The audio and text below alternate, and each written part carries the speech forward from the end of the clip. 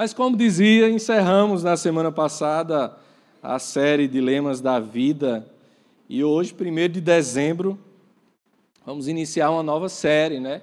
Entramos aí no período do Advento, esse período que é um período de preparação para essa data áurea do cristianismo, que é o Natal. Nós bem sabemos que o Natal, o nascimento de fato, né, do nosso Senhor Jesus, ele não teria ocorrido no mês de dezembro, por questões de geografia lá da região de Israel, e mesmo de datações, né, quanto ao período do governo do rei Herodes, aquele que manda matar, né, manda perseguir as famílias e matar os meninos com menos de 2 anos. Houve um erro ali no calendário, então Cristo muito provavelmente não teria nascido no mês de dezembro, mas quando o Papa Gregório estabeleceu o calendário que nós utilizamos hoje, se convencionou que no dia 25 de dezembro fosse celebrado o Natal. Essa data, assim, ficou marcada no calendário que nós temos hoje, em que pese, provavelmente, possivelmente, Cristo, na verdade, ter nascido em março, abril, né, um período mais quente lá na região de Israel, que seria mais compatível com o fato de ter pastores, né? Pastores no campo, ali com as suas ovelhas, tão tarde da noite, desertos, lugares que tem essa alternância de temperatura, né? Durante o dia é muito quente, durante a noite é muito frio. Então, não seria, desse ponto de vista, né, climático, de temperatura, não seria compatível esse período em razão dessa temperatura mais extrema, né, com aquilo que nós encontramos no registro das Sagradas Escrituras, assim como também o ano, né? O ano. Por curiosidade, Cristo não nasceu no ano 0 do nosso calendário, né? Cristo possivelmente nasceu no ano 5 antes de Cristo. Como assim, né, Clécio? Como assim? 5 antes de Cristo. Foi um erro de datação, mas a data em si ela não importa, né? Nós não sacralizamos as datas, é importante isso, mas temos como um referencial, temos como esse momento de celebração, né? E temos aí no calendário cristão 2 datas áureas em que nós nos preparamos, nós dedicamos momentos de preparação para celebrar esses momentos, qual seja o Natal, esse momento que nós iniciamos de preparação a partir de hoje, o Advento, e também na Páscoa. Antes da Páscoa, nós temos o período de Quaresma, 40 dias ali de preparação para a celebração da Páscoa. Então, iniciando hoje essa nova série, né, Advento, vocês conseguem ler? Tempo de esperança e paz. Nós vamos até o domingo após o Natal, né, nós vamos com essa série, creio que quatro mensagens, tratando alguns aspectos sobre esse fato, nascimento, encarnação do nosso Senhor Jesus. E eu queria que você abrisse a sua Bíblia lá no Evangelho de Lucas, capítulo 21.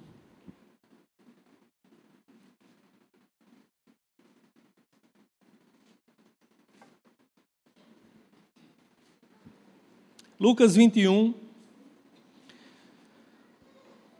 nós vamos ler do 25 ao 28, e aí vamos fazer uma pausa, depois ao 34 ao 36. Evangelho de Lucas, capítulo 21, a partir do 25, amém?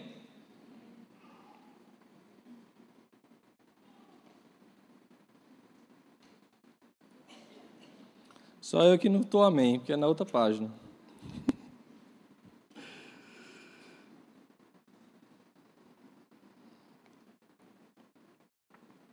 Diz assim o texto: haverá sinais no sol, na lua e nas estrelas.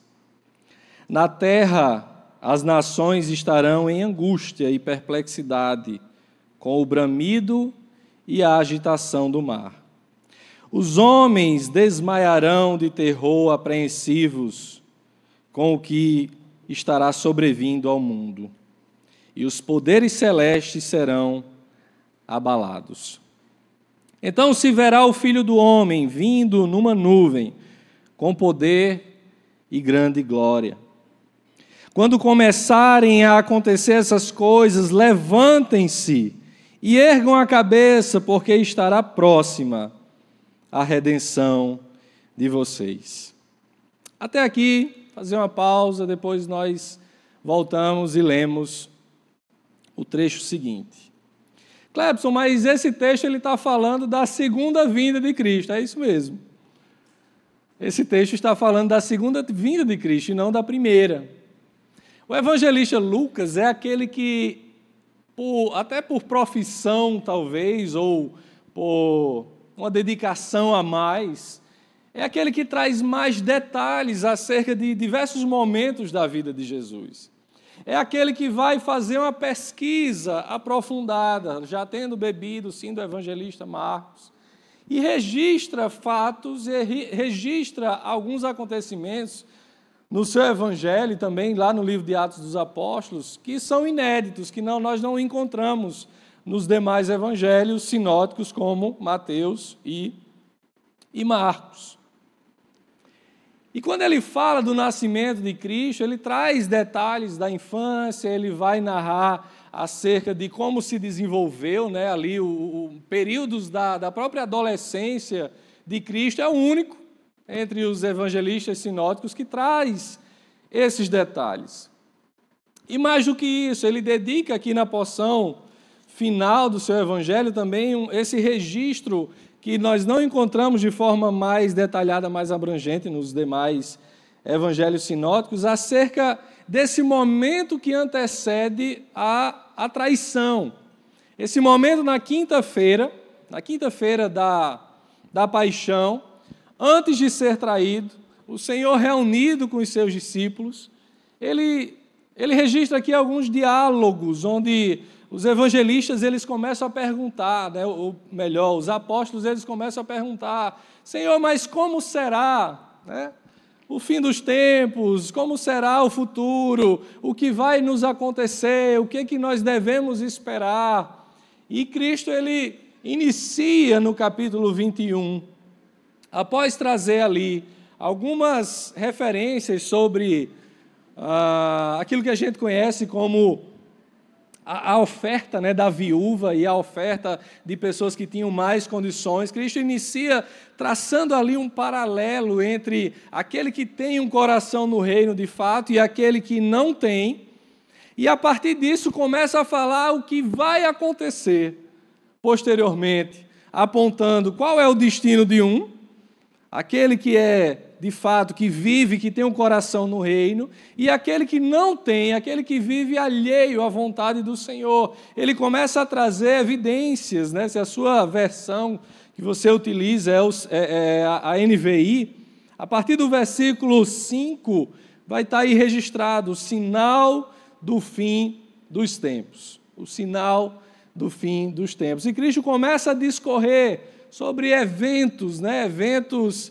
mundiais, eventos naturais que vão se suceder, apontando para esse momento de abreviação dos tempos e a vinda, ou melhor, a volta, né, do próprio Cristo. E aqui é muito maravilhoso, porque é o próprio Senhor que está dizendo. É o próprio Senhor que está dizendo. Se nós encontramos os profetas Isaías ou mesmo Jeremias, como nós lemos aqui no momento inicial, anunciando a Cristo, a vinda de Cristo, 750 anos antes dele vir, e ele veio, e ele nasceu, e ele habitou entre nós, ele veio em forma humana, ele cumpriu o seu propósito e fez a sua obra. Aqui já não é mais um profeta dizendo que Jesus vem. É o próprio Jesus dizendo: eu voltarei. E nós não temos como dissociar, nós não temos como separar, queridos, a primeira vinda da segunda. Não tem como vivermos um cristianismo relevante, sério, sem estarmos nessa expectativa do aguardo da segunda vinda de Cristo. De forma que a nossa celebração de Natal, ela não é uma mera rememoração de algo que aconteceu há pouco mais de 2000 anos atrás. Mas antes é uma reafirmação daquilo que nós cremos que aconteceu e que ainda acontecerá, porque acontecerá. Em que pese muitas vezes ficarmos ansiosos, em que pese tanto já terem tentado marcar datas,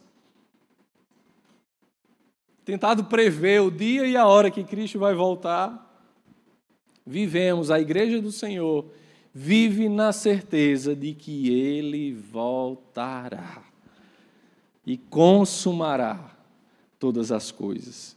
E assim o evangelista Lucas, ele dedica esse trecho aqui a registrar fatos que o próprio Cristo ele vem apresentar como sendo essa evidência do fim dos tempos ou da sua volta, né? Para suavizar aqui, quando a gente fala em fim dos tempos, tem gente que se assusta, que fica apavorado.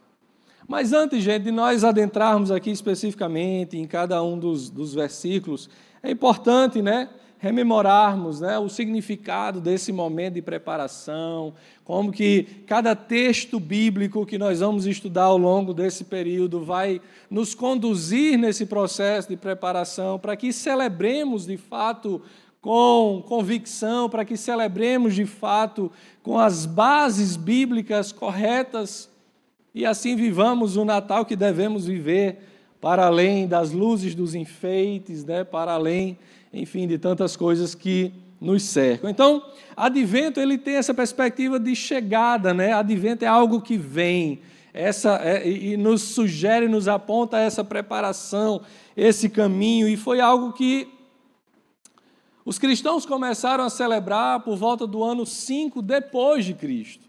Percebam, 5 séculos aproximadamente depois de Cristo, depois da chegada do nosso Senhor, as pessoas começam a celebrar, ou melhor, depois da partida de Cristo, né? São 5 anos, na verdade, depois da partida de Cristo, os cristãos começam a celebrar essa preparação para a chegada de Cristo. Até então não haviam cristãos, porque os primeiros cristãos surgiram, de fato, depois da morte e ressurreição, do cumprimento das suas profecias, daquilo que estava escrito acerca do Messias.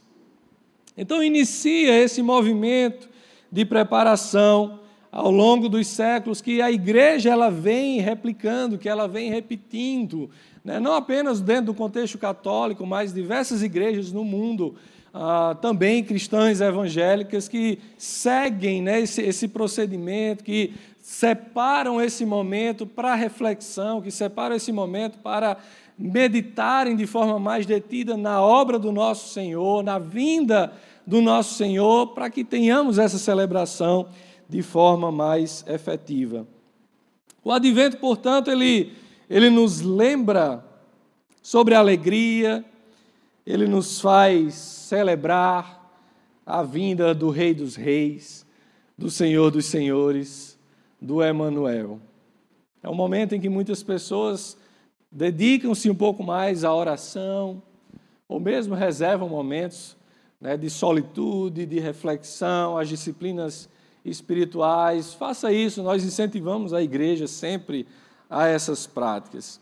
E durante esse tempo nós seremos chamados à contemplação, nós seremos chamados, incentivados ao arrependimento, seremos convocados à celebração e, sobretudo, impulsionados à gratidão, sermos gratos por tão grande obra operosa, operada para a humanidade.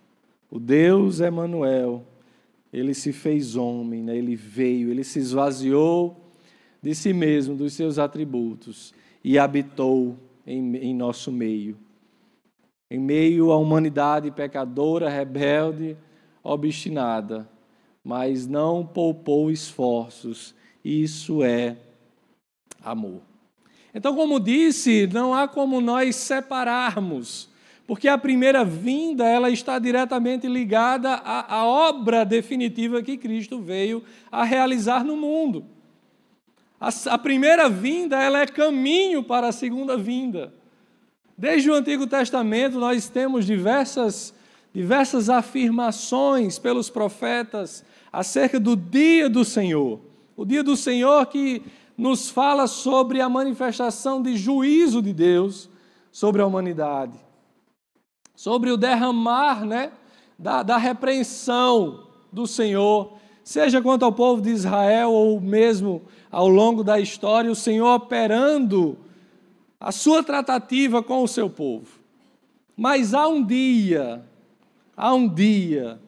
nas Escrituras que nos remetem à consumação de todas as coisas. Esse dia que para muitos será um dia de dor, será um dia de choro, será um dia de tristeza, mas que para a Igreja de Cristo, para nós alcançados, por todos aqueles alcançados pelo Senhor, será um dia de gozo, de alegria, de júbilo, de celebração. E é sobre isso que nós vamos meditar um pouco mais nesse texto e nas mensagens seguintes. Quando nós olhamos para essa realidade, quando nós entendemos todo esse processo, a vinda de Cristo, toda a sua caminhada, todo o seu ministério, a sua morte, a sua ressurreição, e olhamos para aquilo que, naquele momento, antes de ser traído, Cristo vai anunciar para homens ali reunidos ainda incrédulos.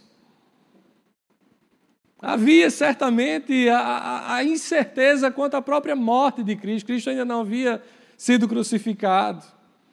Quanto mais a sua ressurreição, e temos o Tomé como exemplo. Cristo aqui ainda não havia sido levado ao Calvário. E ele começa a falar: haverá um dia, chegará um momento, o nosso Senhor diz, em que nós prestaremos conta, em que o juízo de Deus virá sobre a terra, sobre a humanidade, e nos chama à reflexão, a essa avaliação. Como estamos? Como está o nosso processo de preparação? Hoje na Escola Bíblica, nós encerramos tratando sobre escatologia, lá em Introdução à Teologia Sistemática. Eu creio que o pessoal de Introdução à Teologia Bíblica terminou hoje com Apocalipse. Estudando o livro de Apocalipse. Foi, Alex? Apocalipse hoje, pronto, tudo a ver. Hoje a mensagem é reforçando aquilo que nós vimos em sala. Reforçando essa perspectiva das coisas que virão e como que nós precisamos nos preparar para essa realidade. E uma pergunta que nós precisamos responder nessa noite: quais as implicações da segunda vinda de Cristo e como nos preparar para esse glorioso retorno?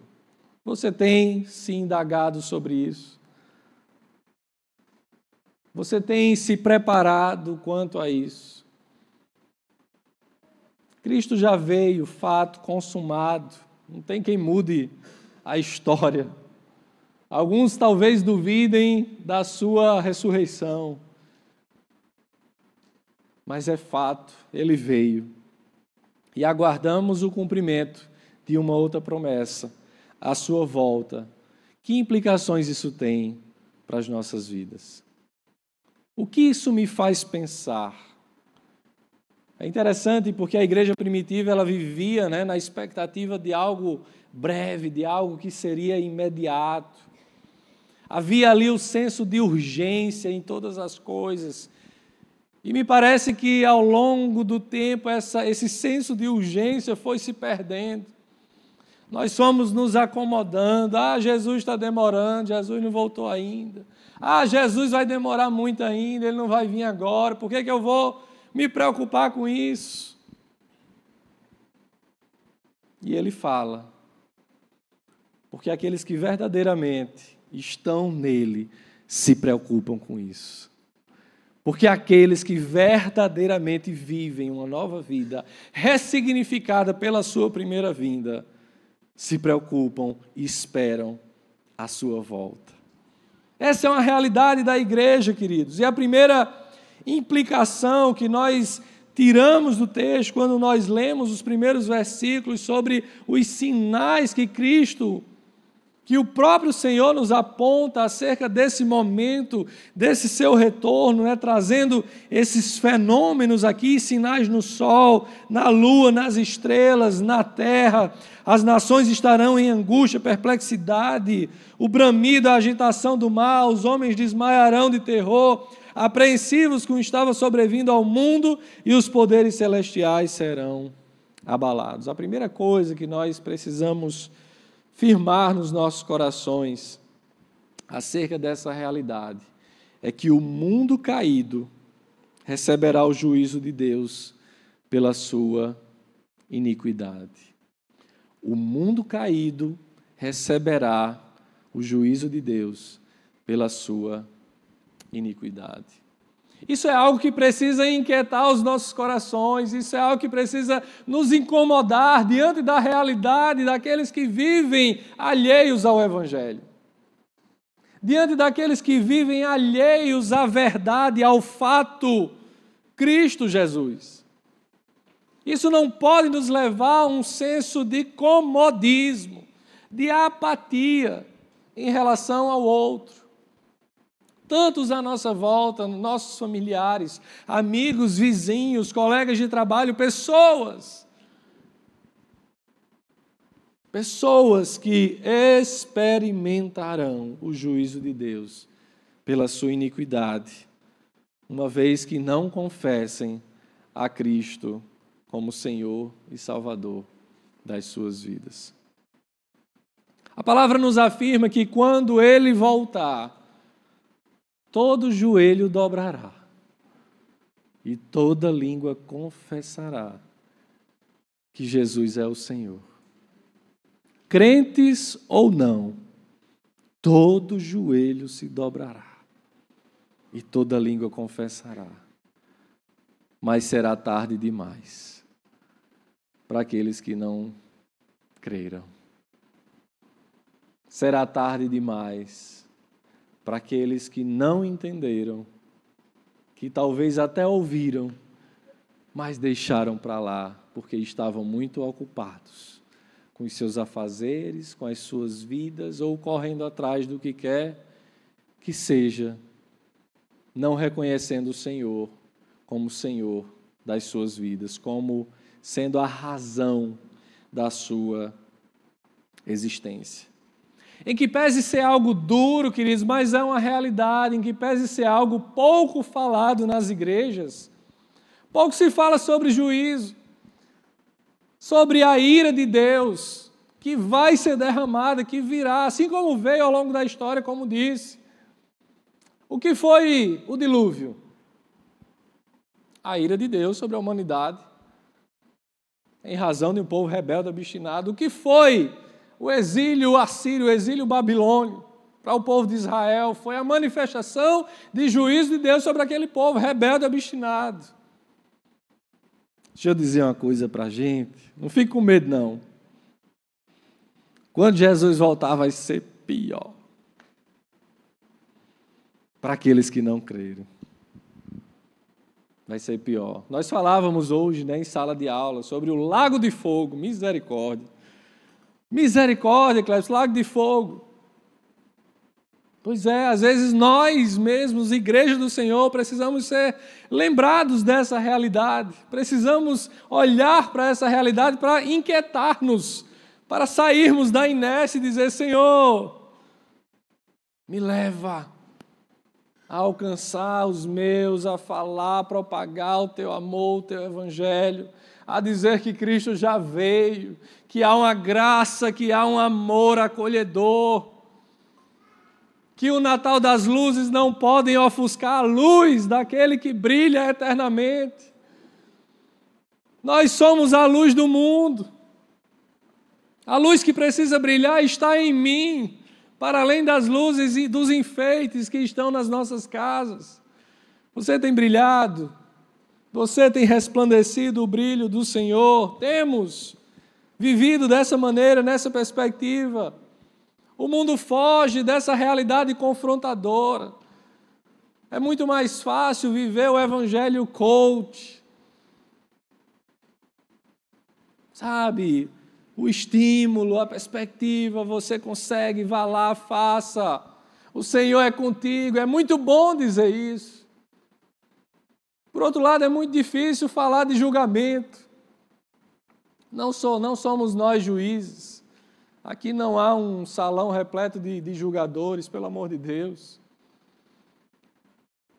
Quem estabelece o juízo é o próprio Senhor. É Ele quem conhece os nossos corações, é Ele quem conhece as nossas vidas. Ei, eu não estou aqui para apontar o dedo para ninguém, não. É você e Deus. É você e o Senhor. Reflita. Reflita. Como está a sua preparação? Talvez você já tenha feito a lista da ceia, né, os grupos de WhatsApp. Vai ser aonde? E é bênção. A gente se reunir, a gente está junto. Quem vai trazer o quê? Vai ser dessa forma, vamos fazer isso, vamos fazer aquilo. A gente se prepara para tudo na vida. Você vai fazer um concurso, você estuda, você se dedica, você tem uma preparação. Você vai se casar, eu falava com as noivas hoje na minha turma. 2 noivas, 2 casais de noivos, ó. Falava com elas, lembrando, né? A parábola das 10 virgens, que não sabia a hora que o noivo ia vir. Aquelas que eram prudentes, que estavam com as lamparinas, né, cheias de azeite. As imprudentes, que dormiram, cochilaram, e daqui a pouco se apagou e não tinha mais. E o noivo chegou. E eu dizia, sabe qual é a perspectiva, noivas? Vocês que vão casar. Sabe qual é a perspectiva? Imagine você, o dia inteiro, já, desde agora, vestida de noiva, cabelo preparado, né, as unhas feitas, a maquiagem em dias, todo tempo. Todo aquele simbolismo da noiva, queridos, representa o quê? Santidade. Santidade. E eu dizia, fazendo esse paralelo, é isso. Imagine você, que você não sabe a hora que seu noivo vai chegar, vai bater na porta e dizer, ei, é agora, vamos casar. E aí você fica naquela expectativa para que isso aconteça. É essa mesma preparação que nós precisamos ter. Estar prontos em todo o tempo.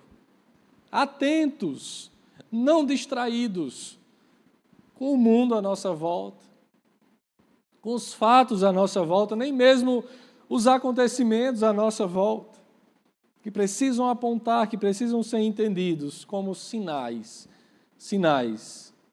do fim dos tempos, da abreviação da volta do nosso Senhor.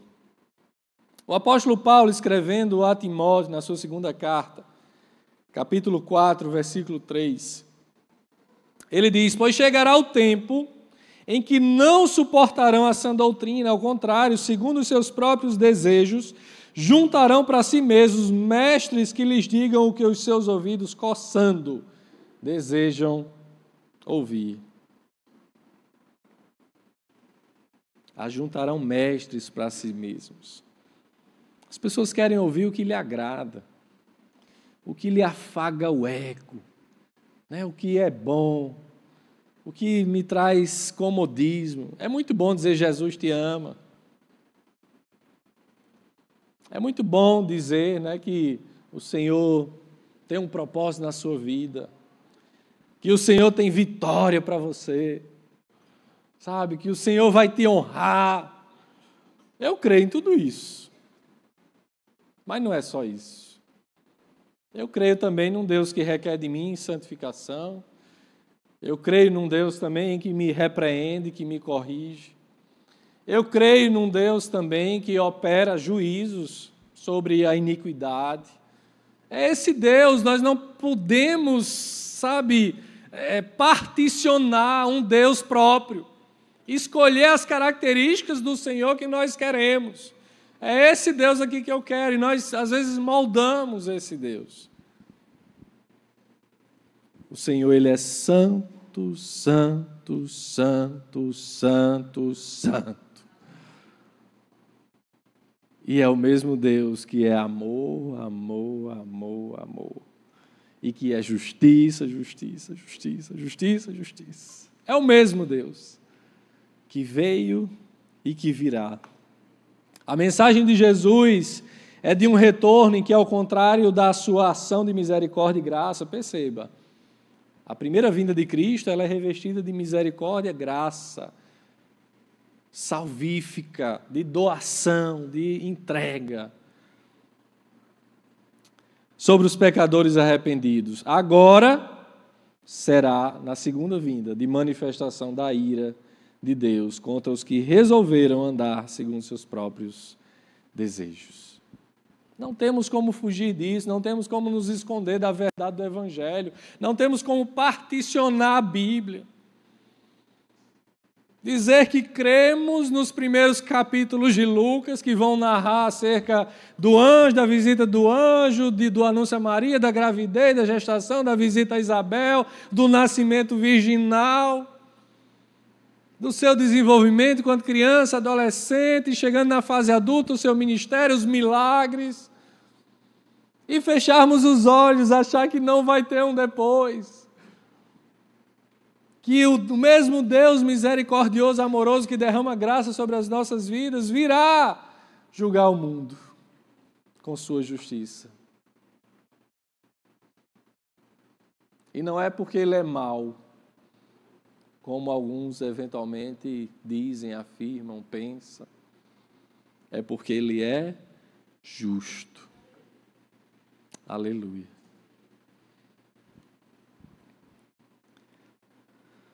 O mundo caído receberá o juízo de Deus pela sua iniquidade.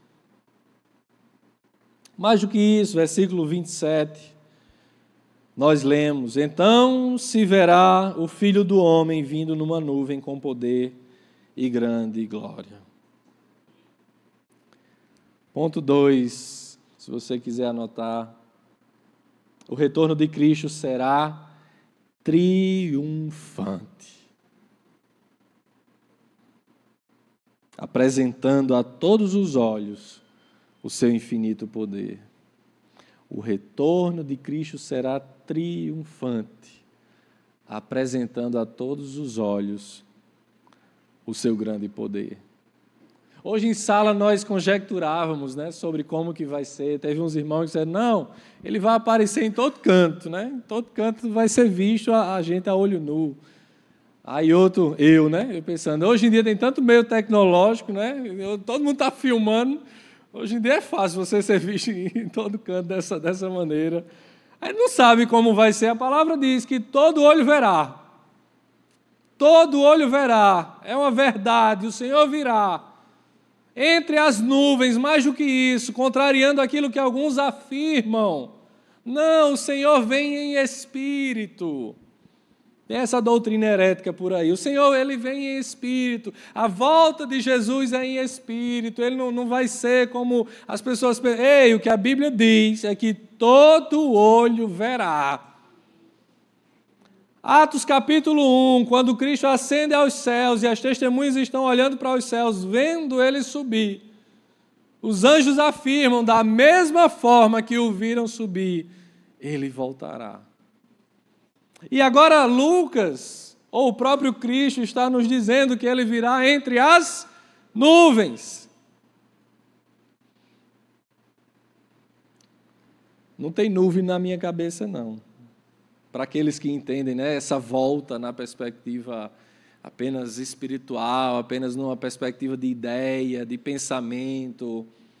Eu acho que a nuvem aqui, ela quebra toda essa ideia, Peraí, virar entre as nuvens. É algo visível aos olhos, perceptível e triunfante, contrastando com a primeira vinda, contrastando com a realidade do menino humilde numa manjedoura, contrastando com a realidade do servo sofredor, daquele que veio se doar. Não, ele virá em glória. Ele virá em glória, triunfante, em poder, no seu corpo já glorificado, após a ressurreição. Como você tem se preparado para isso? Os judeus, eles não criam em Cristo como sendo o Messias.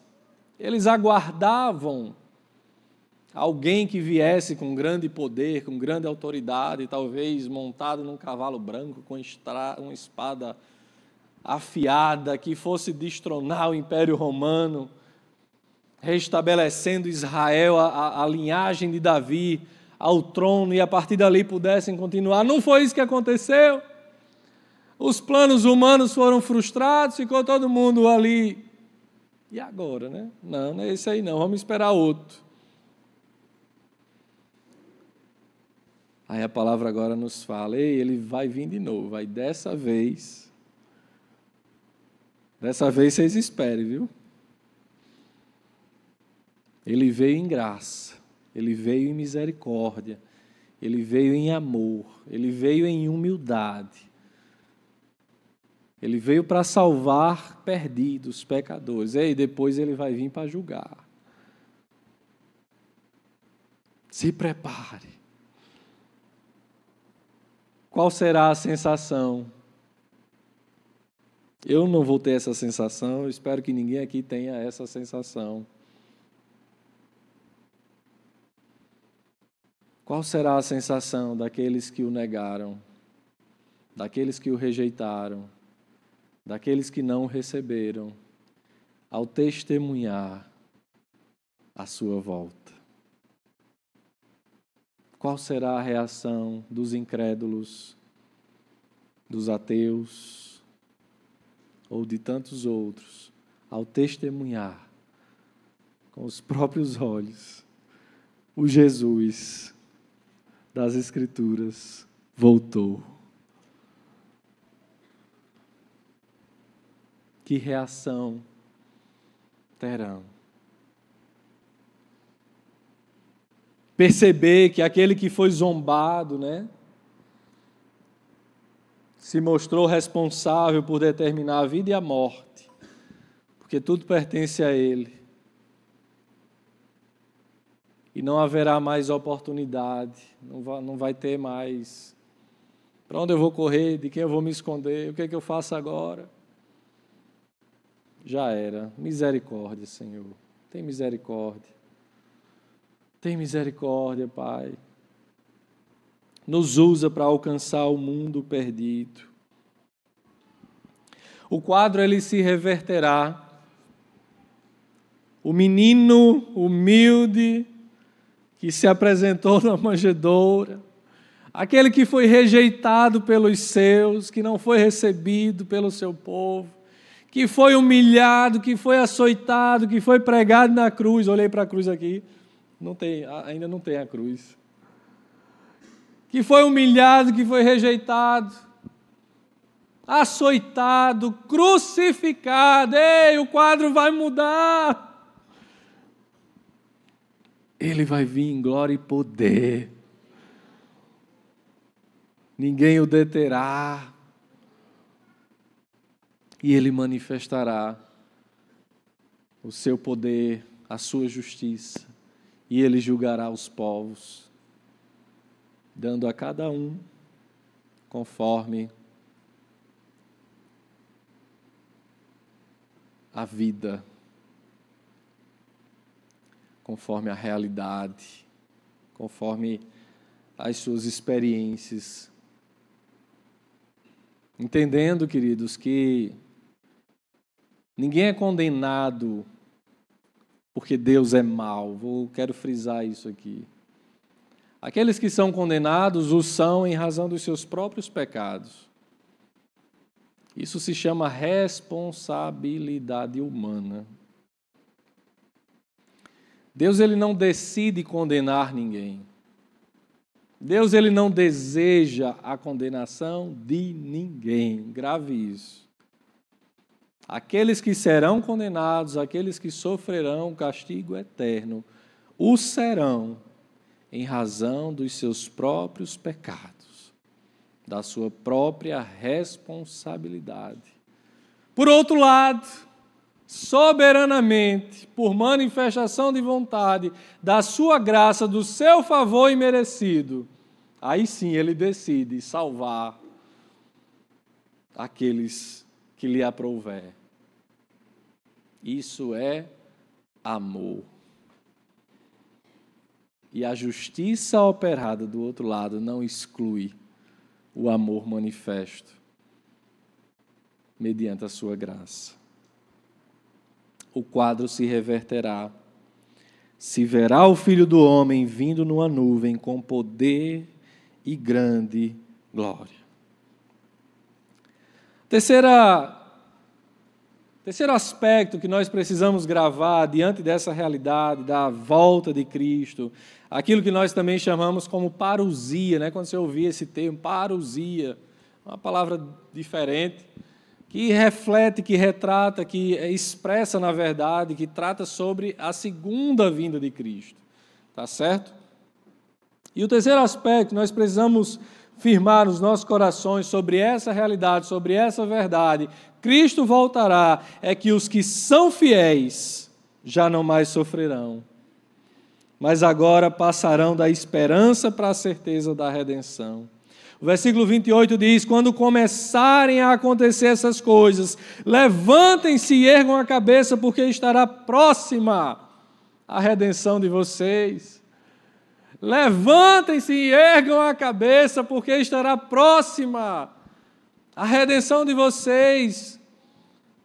A volta de Cristo, como disse, é motivo de tristeza, de desânimo para alguns, mas é motivo de júbilo, de alegria, de contentamento para a igreja de Cristo.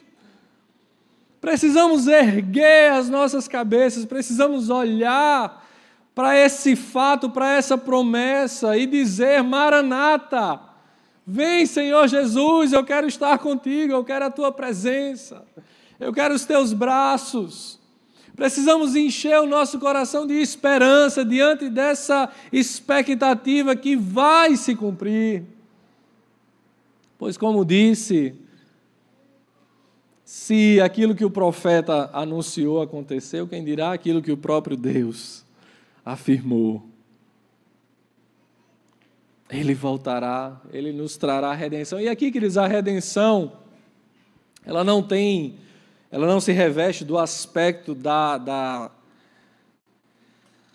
remissão de pecados, né? Aqui, essa redenção de que trata o texto fala justamente dessa libertação das dores, libertação do sofrimento, libertação das adversidades, das angústias, não quanto ao pecado, especificamente, restritivamente. O texto está afirmando aqui para nós: olha, vocês tenham grande esperança, se animem, se alegrem, ergam a cabeça que a redenção de vocês está vindo. Ele diz: olha, tudo que vocês estão passando, tudo aquilo que vocês viveram, tudo aquilo que aconteceu na sua vida, nada disso mais fará parte a partir de então. Não haverá mais dor, não haverá mais lágrima, não haverá tristeza, não haverá doença, nada, não haverá perseguição, não haverá luto, nada. Estaremos livres de uma vez por todas dessa realidade que a nossa condição de pecadores caídos nos impõe, as diversas mortes, né, que enfrentamos, que vivemos, nos nossos relacionamentos, na nossa interação com o restante da criação, conosco, os nossos dilemas, as nossas preocupações. Nada, absolutamente nada disso. Ergam a cabeça, a redenção está perto. Aleluia. Louvado seja o Senhor. Essa mensagem é para os seguidores de Cristo. Essa mensagem de esperança é para aqueles que creem no Senhor. E é também uma mensagem de confrontação para aqueles que não creem, para aqueles que ainda não tiveram, que não foram tocados pelo Espírito e assim serem abertos e alcançados pelo Espírito Santo de Deus, lhes convencendo do seu próprio pecado, lhes convencendo da justiça vindoura, do juízo vindouro, a justiça operada em Cristo na cruz, o juízo que Ele virá a operar. É mais uma oportunidade, é mais um chamamento. Hoje é o dia, aqui é o lugar, não perca a chance. A volta de Cristo será o carimbo da nossa libertação. A volta de Cristo marcará de forma definitiva uma nova realidade em nossas vidas. Um novo momento na nossa existência. Um novo momento em que desfrutaremos da presença do nosso Deus e estaremos face a face. Viveremos para o resto da eternidade ao lado do nosso Senhor. Essa mensagem é para os que creem, essa mensagem é de esperança, essa mensagem é para que nos preparemos em todo o tempo, para que o Natal seja uma realidade a ser vivida constantemente e não apenas uma data talvez sacralizada por alguns. O novo nascimento, a vinda do meu Senhor que refaz novas todas as coisas a cada manhã e que me torna mais parecido com Ele a cada dia. Isso me leva a lutar contra a carne, a lutar contra mim mesmo. Isso traz implicações diretas à minha vida. Isso me leva a andar na contramão do mundo. A não ser um João vai com os outros.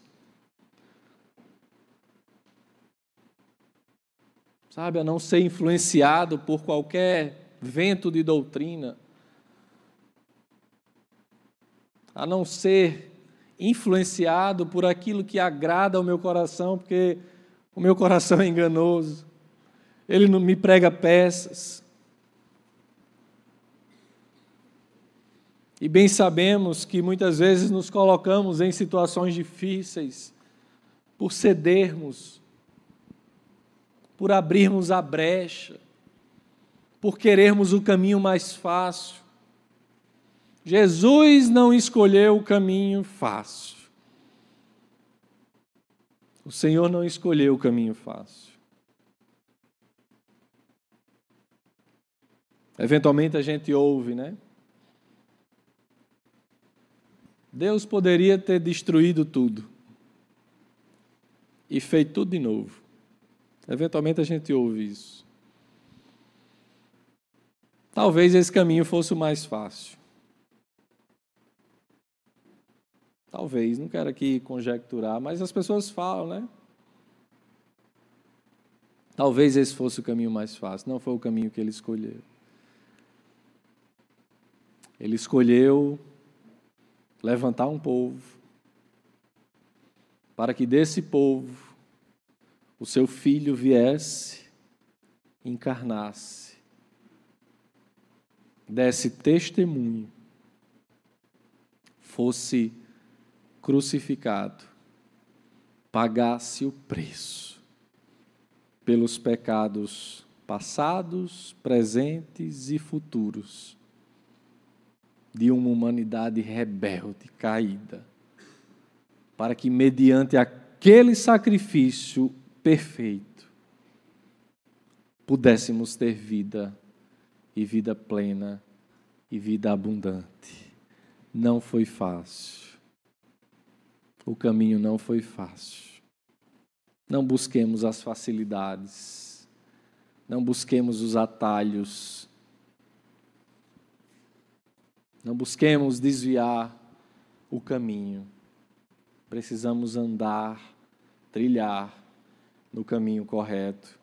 E esse caminho se chama Jesus Cristo. Amém, igreja? Leia comigo, vamos ler lá no versículo 34. Mesmo o capítulo 21, só um pouquinho mais adiante. Cristo, ele segue dizendo, ele agora passa a afirmar o seguinte: tenham cuidado para não sobrecarregar o coração de vocês de libertinagem, bebedeira e ansiedades da vida. e aquele dia venha sobre vocês inesperadamente.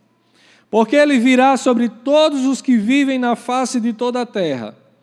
Estejam sempre atentos e orem para que vocês possam escapar de tudo o que está para acontecer e está em pé diante do Filho do Homem. Até aqui. O Senhor nos exorta a uma vida de santidade, a uma vida de prontidão, a uma vida de atenção e não de dispersão ou de comodismo. Ele nos diz qual a postura que devemos ter nessa perspectiva de ansiarmos, de anelarmos a sua volta, a sua segunda vinda. Sermos verdadeiros testemunhos dele, evidenciarmos com as nossas vidas que somos discípulos, que vivemos conforme a nossa fé, que aquilo que aqui cantamos aos domingos ou às quartas-feiras também acontece lá fora. Ser sal, ser luz, brilhar onde há trevas, trazer sabor onde não há, retardar a putrefação do mundo, sendo um agente do reino, sendo alguém que vive a esperança da vinda de Cristo. Meu irmão, minha irmã, se você não teve a oportunidade ainda, faça isso nesse ano, quando você for falar sobre o significado do Natal. Fale sobre o Cristo que veio, mas fale também que Ele vai voltar. Traga uma mensagem de esperança, de conforto, de exortação, se necessário. Entregue a mensagem completa, entregue o roteiro completo, não apenas uma metade, uma parte. Anuncie aquilo que você crê, aquilo que você espera, aquilo que você aguarda com sinceridade no seu coração. Esse mesmo Jesus que veio, Ele voltará.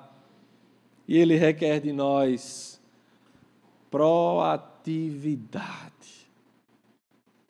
Nós somos, em regra, reativos, né? Seres reativos. Acontece alguma coisa, eu reajo àquilo que me acontece. Acho que grande parte de nós tem essa perspectiva. Aqui e acolá a gente encontra uma pessoa proativa, que se antecipa aos problemas, se antecipa às situações e busca soluções e evita, né, o erro. E é isso que o Senhor nos chama a ser, todos nós, proativos no reino. Estarmos atentos à realidade à nossa volta, termos a percepção do pecado. Quando o Senhor nos diz, né, que nós devemos nos afastar de toda aparência do mal. A aparência do mal, isso é proatividade, gente. É eu ter a capacidade de olhar para uma circunstância no meu trabalho que pode ser um laço para mim, se eu me envolver, é olhar para um relacionamento e eu entender que aquele relacionamento não deve continuar e eu me afastar imediatamente daquilo. Mas o que acontece para a gente? A gente espera cair. Não é assim com os nossos pais, né? Os meninos rebeldes, os adolescentes aqui na frente. Né? Mãinha, paiinho diz, meu filho, não faz, vai acontecer isso, vai ser assim. Ei, acredite, vai ser desse jeito.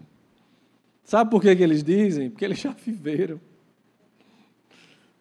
E a gente é assim com o Senhor, a palavra nos instrui, a palavra nos adverte, não façam isso, não vivam dessa forma, a consequência para isso é isso, a consequência para aquilo é aquilo. Mas nós somos reativos, nós deixamos para tomar a decisão depois que acontece. Vigiem em todo o tempo. Qual é a função do vigia? Tem alguém em segurança aqui? Alguém que trabalha na área de segurança? Militar? Os militares, eles são instruídos a serem proativos, a avaliarem as circunstâncias à sua volta, situações de risco, que possam pôr risco à guarnição, a estar atento, né? Eu fui militar, eu tenho a noçãozinha ainda. Sabe, não ser reativo, esperar que alguma coisa aconteça, alguém dê um tiro. Tem até instrução, né? Se alguém oferecer ameaça, estiver armado, você dá um tiro para o alto. Se continuar se aproximando, aí você dá um tiro no membro, não fatal. E se houver risco de fato de morte, aí você pode dar o terceiro tiro. O tiro é fatal, né, Epitácio? Essa instrução que vocês recebem é mais ou menos, né? Foi assim que eu recebi. O tiro fatal, o terceiro. Lógico, se houver risco de morte de primeiro, o primeiro tiro vai ser fatal. Né? Mas o protocolo é esse. Mas isso requer de mim o quê? Proatividade. Em entender a situação. Em perceber o que está acontecendo. A gente deixa a coisa acontecer, quebrar a cara para depois chorar, e aí vem o ditado, né? Não adianta chorar o leite derramado. Você podia ter evitado derramar o leite. O Senhor está nos advertindo. Ele diz, versículo 34, tenham cuidado. Para quê? Para não sobrecarregar o coração de vocês. De quê? De libertinagem, de bebedeira, de ansiedades da vida. E aquele dia venha sobre vocês inesperadamente. O Senhor está dizendo, fiquem atentos, vigiem, prestem atenção, não se distraia não fiquem envolvidos com as coisas do mundo não. Fiquem de prontidão para que não aconteça. Que eu volte e vocês estão tudo desprevenidos aí, vivendo de qualquer jeito. Proatividade. Nesse trecho final, eu vou ler aqui uma reflexão do pastor Saulo. Ele diz o seguinte, nesse trecho final, alertando para que não caiamos nesses pecados, o Senhor nos adverte para lutar contra 3 coisas que costumam abraçar os que se desligam do alto e são iludidos pelo presente século. Primeira coisa, a superficialidade causada pela glutonaria de ontem, a embriaguez que torna inepto para hoje e as preocupações com o alimento que afligem o amanhã. Essas coisas privam o intelecto de clareza e sobriedade necessárias para aguardar o futuro do Senhor. As coisas, talvez, corriqueiras dos nossos dias, que requerem, sim, de nós a nossa atenção, mas que, se tomarem determinadas proporções, vão nos distrair e vão nos derrubar. E não estaremos vigilantes. O ponto 4, pode anotar, a banda pode vir. A 4ª lição que nós aprendemos nessa noite sobre essa realidade, né, que como nós devemos nos preparar e aguardar a volta de Cristo, é que a volta de Cristo nos motiva a permanecer de pé, lutando contra a carne. É a certeza da volta de Cristo que nos motiva a permanecer de pé, lutando contra a carne. Quando essa certeza esfria nos nossos corações, nós nos tornamos suscetíveis ao pecado. Quando as nossas convicções de fé, elas são fragilizadas, nós nos tornamos suscetíveis ao pecado. Então nós precisamos, cada dia, nos apegar com as verdades das Escrituras. Nós precisamos, a cada dia, olhar para a revelação do Senhor e firmá-la nos nossos corações. Saber que há um Deus talvez não seja suficiente. Há muitos que creem. Que um Deus que criou todas as coisas, que talvez traçou um plano de redenção, que enviou o Filho,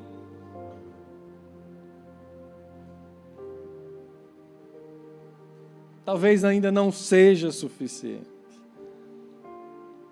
porque é incompleto. É incompleto. Deus, Ele não apenas fez todas as coisas. Deus não apenas sustenta todas as coisas. Deus não apenas está a redimir todas as coisas.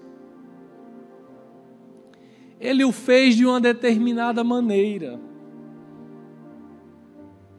E que maneira foi essa?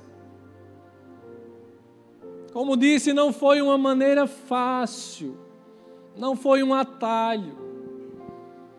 A maneira que ele escolheu, e isso é o que fundamenta a fé cristã, foi enviar o Filho em forma humana, de maneira que esse homem não pecasse e pudesse nele mesmo pagar o preço por toda a iniquidade de cada um que está aqui nesse salão e de outros tantos que estão reunidos, talvez nesse momento ou já estiveram em outro momento, durante esse dia, e que continuarão a se reunir em outros momentos e outros que se juntarão a esse povo. Essa foi a forma que o Senhor escolheu para que esse homem santo, sendo o próprio Deus encarnado, oferecesse a sua própria vida, para que todo aquele que nele crê não pereça, mas tenha vida eterna. E não apenas isso, ele veio, ele morreu, ele se entregou, ele pagou o preço, ele ressuscitou. Ele está assentado à direita de Deus Pai. Ele virá julgar as nossas vidas. E haverá um dia, esse dia de julgamento, que Ele voltará para nos buscar, para nos alcançar, para nos levar, para estarmos em definitivo em Sua presença. E talvez para a tristeza de tantos, a condenação. A justiça perfeita de Deus, operada em Cristo Jesus. Ele nos chama, Ele renova o seu convite, Ele nos traz a sua presença, dizendo: hoje é dia, hoje é uma oportunidade. Não perca essa chance. Não sabemos o dia nem a hora que Ele voltará. Sabemos que Ele virá. E quando Ele voltar, as oportunidades terão cessado.